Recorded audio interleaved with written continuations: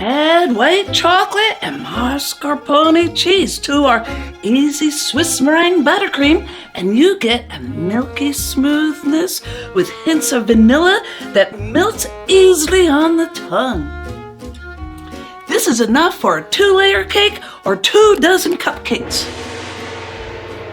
It's always great to have a little bit of extra for decorating. Whisk your pasteurized egg whites until they're foamy, all the way through to the bottom. Through and through. Add 24 ounces of powdered sugar, a few cups at a time. Otherwise, your whisk can send powdered sugar all over your kitchen. Ha! Jessie Cheesecake, you have piloted your last ship. I am Darth Nadia, and I have a Death Star that will end you. Oh yeah? Bring it on, Darth Nadia. This baby runs on cheesecake power, and I'm fully charged. 3/4 of a teaspoon of kosher salt. Then add in your butter, a chunk at a time. A chunk's about 2 tablespoons. Add it in, beat it in, add it in. Your butter should be at room temperature too.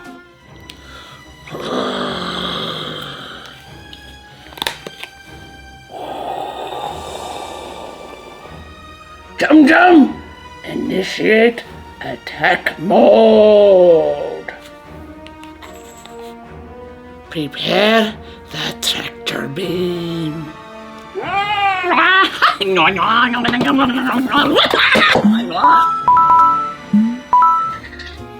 Then add in your mascarpone cheese, a chunk at a time.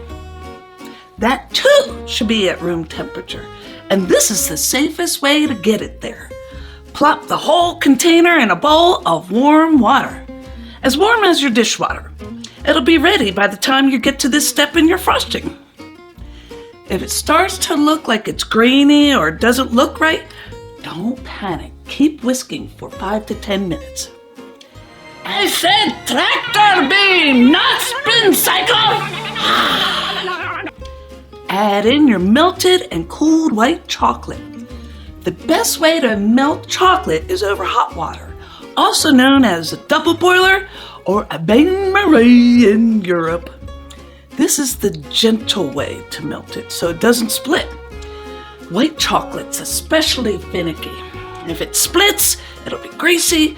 There's no going back. And there you have it. If you had fun today, leave a comment.